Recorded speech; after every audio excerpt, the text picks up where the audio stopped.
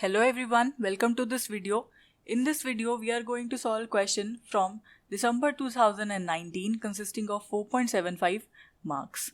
The question is, the minimum value of the functional I of y, which is given to be integration from 0 to pi y dash square dx, subject to the given condition that this integral is equal to 1 and the boundary conditions are given to be 0 at the point 0 and pi. So we need to tell the minimum value is equal to which of these, right? So we know this is a variational problem.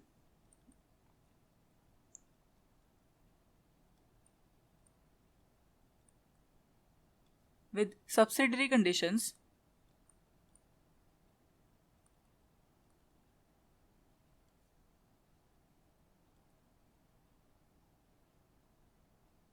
Right? So how do we solve such kind of problem?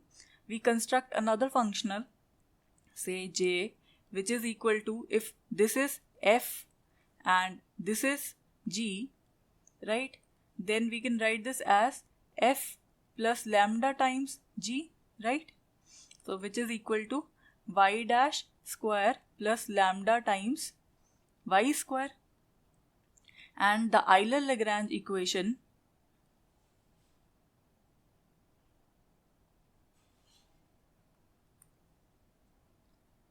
corresponding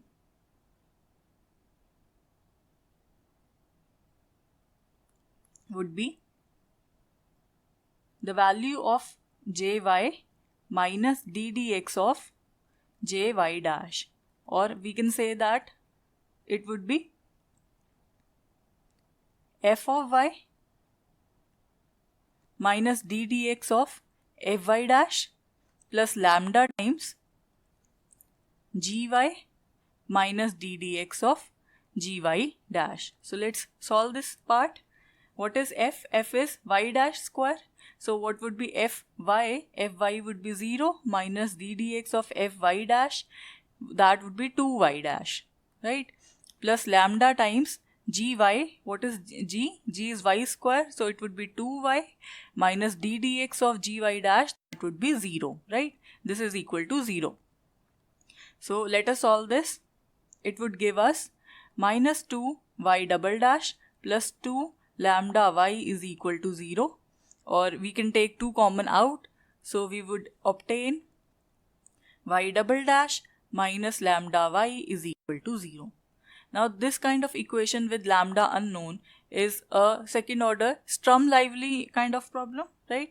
So depending on the values of lambda, we have different cases. So let us say case number 1.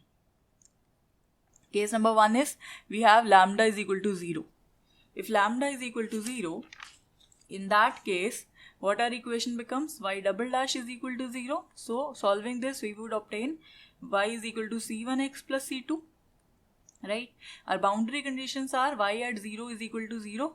So this gives me c2 is equal to 0, and another condition is y at pi is equal to 0. So this gives me c1 is equal to 0. So overall I'll have y is equal to 0 as the solution in this case, right? Let us see another case, which is the trivial solution, as you all know. Second case is, if I assume lambda to be a positive number, lambda is positive. So that means I can take lambda is equal to some n square, right? So in this case, our equation this becomes y double dash minus lambda minus n square y is equal to 0. So let us solve this. Write the corresponding auxiliary equation, which is this. So I have d is equal to plus minus n. So this gives me y of x is equal to c1 e to the power nx plus c2 e to the power minus nx, right? So now let us use the given boundary conditions. We are given y at 0 is equal to 0. So this gives me 0 is equal to c1 e to the power 0 plus c2 e to the power 0. So ultimately I'll get c2 is equal to minus c1. So let me substitute this value back into this equation. So I'll have y is equal to c1 e to the power nx minus e to the power minus nx, right? So let me use another boundary condition, y at pi is equal to 0. So this gives me 0 is equal to c1 e to the power n pi minus e to the power minus n pi. So this gives me either c1 is 0 or e to the power n pi minus e to the power minus n pi is equal to 0. Now if c1 is 0, this means c2 is also 0. That means y is equal to 0, which is again the trivial case. And if this thing is 0, this means n is equal to 0, which again gives you y is equal to 0, which is the trivial case. So here also we don't obtain the non-trivial solution. So let us see third case, that is where lambda is negative number. If lambda is negative, so I can take lambda is equal to minus of n square, right? So in that case, my equation would become y double dash plus n square y is equal to 0, right? So this gives me d square plus n square is equal to 0. So solving this, I have d is equal to plus minus iota n. So what is y? Y of x would be c1 cos of nx plus c2 sine of nx. So let us solve this using the boundary conditions. We are given y at 0 is equal to 0. So 0 is equal to c1 is equal to 0. And so our y becomes y is equal to c2 sine nx, right? So now let us use the second condition, that y at pi is equal to 0. So this gives me 0 is equal to c2 sine n pi. Now we have two options from here. Either c2 is equal to 0, this would lead to y is equal to 0, again the trivial solution. So we'll see the other option, that sine of, so we don't require this. So we'll take sine of n pi is equal to 0. And at which point sine is 0? So it is 0 at the multiple of k pi, where k is some integer, 1, 2, 3 and so on.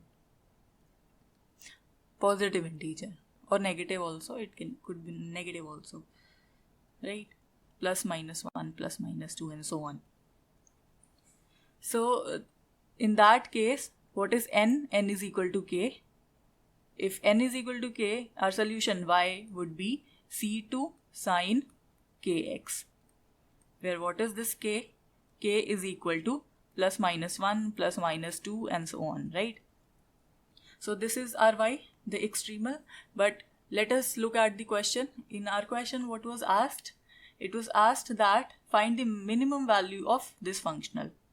So let us try to solve this functional, right? If I substitute the y in my functional, so I would have, moreover from here, we need to find the value of c2, which would be determined using this given subsidiary condition. We haven't used this yet, right? So let us use this first to determine what c2 is. So the condition was 0 to pi y square dx is equal to 1, right? So let me solve this. So I have integration from 0 to pi. What was y? Y was this. So we have c2 square sine square k of x dx is equal to 1, right? So c2 square I can take common. So I have integration from 0 to pi.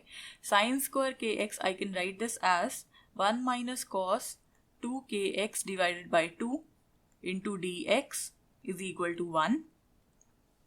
So let me solve this. So I have c2 square, and integrating this I have x by 2 and minus sine 2kx divided by 4k, and limits of integration from 0 to pi. This is equal to 1. So solving this, I have c2 square, and the first term would be pi by 2, sine of pi would be 0, then 0, and then sine of 0 would be 0. So this is equal to 1. So I have C2 square is equal to 2 upon pi. So this gives me C2 is equal to root of 2 upon pi. If C2 is this, so what our y becomes? Our y becomes square root of 2 upon pi multiplied by sine of kx. This is our y, right? Now let us see what is the minimum value of I, the given functional. So I of y is given to be integration from 0 to pi y dash square dx, right? We have to find its minimum value. So let me put this value of y over here. So I have integration from 0 to pi, right? What would be the derivative of this? So this term being constant will come as it is, and the derivative of sine kx would be cos kx multiplied by k, right? So I have the square of this whole thing into dx. So let me solve this. What would I obtain?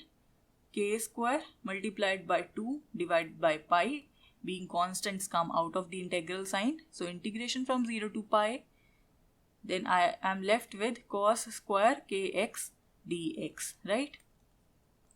So let us solve this. Let us see what do we obtain. Again writing this as 1 plus cos 2kx divided by 2 into dx. Let us integrate this. So we have 2k square by pi as it is.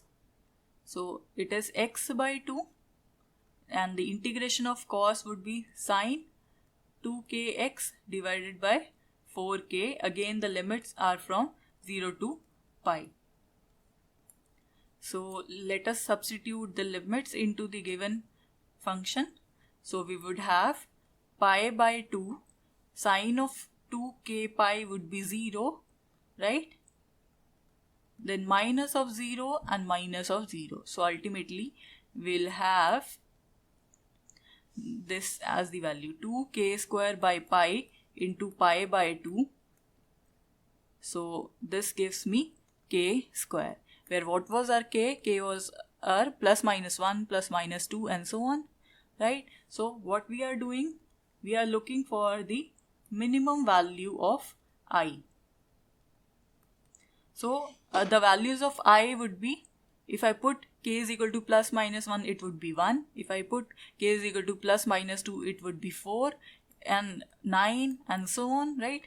And we are looking for the minimum value. So the minimum value is 1. So let us look at our options. So this gives me option B as the correct option, right? Thank you for watching the video. If you like the video, please share and subscribe to the channel. Thank you.